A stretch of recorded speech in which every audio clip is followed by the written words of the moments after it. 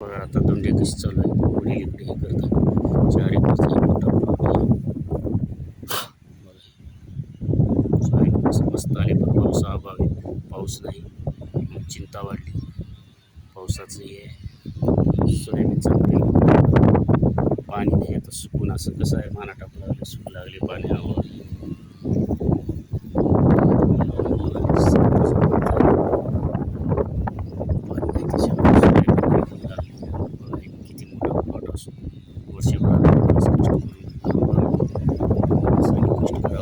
तण काढावं, किती बी फवारलं तर तण मरत नाही, होत नाही.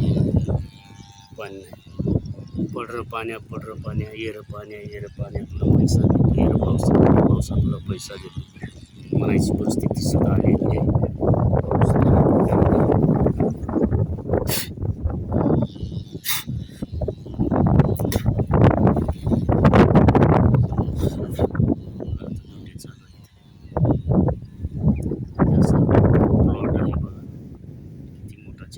सोयाबीन मस्त चांगला आलेला आहे. 12 जूनची पेरणी आहे. 12 जून ते 22 जूनची पेरणी अतिशय चांगली असते. उत्पादन चांगली येते, पेरणी निरोगी राहते, उतार चांगला येतो. हेक्टरी 20 ते 25 क्विंटल 22 क्विंटल सोयाबीन येते. काय करावं, पाणी वडील काढ तुम्ही कोळपी माहीत आहे, कोळप्याकडे आहे ती बैल कोळपी चालू आहे. बघा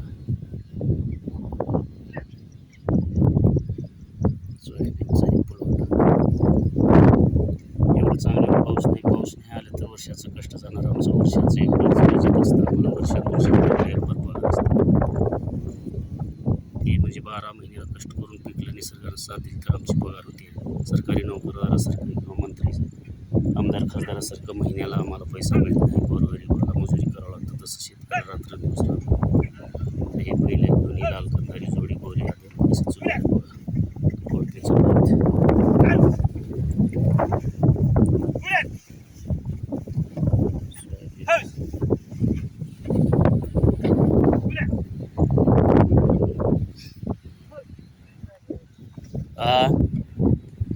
तर निघतेच कुरडू मरस ना, औषधान मर नाही रे, दुसरं मरल ना मरल तर.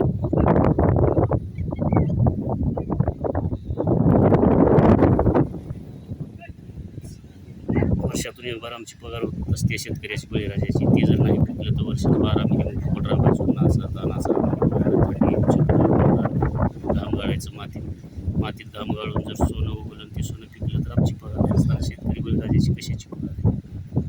फक्त उगा आशानं सतत कष्ट करत राहायचं. निसर्गावर अवलंबून आहे सर्व. निसर्ग दिला तर जर नाही दिला तर काही पर्यायच नाही. चला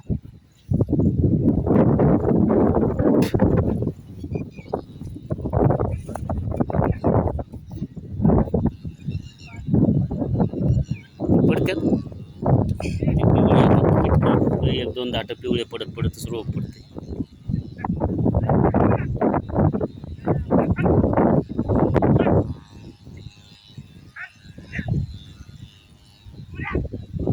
चालू आहे, बाजूला फवारे चालू आहेत. फवाऱ्याचा आवाज लगबग आहे. पावसाची आतुरतेने वाट बघत आहे.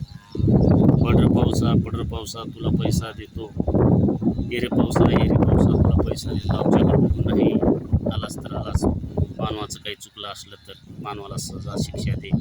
पण ह्या पशुकड बळीराजाकडे बघून त्यांची पोट भरत नाही, त्यांना चारा नाही, त्यांची उपासमार होती. त्यांना पाण्यासाठी लांबून पाणी आणून पाजवलं. बळीराजाकडे मुख्या प्राण्याकडे बघून तर पडर पावसा येर पावसा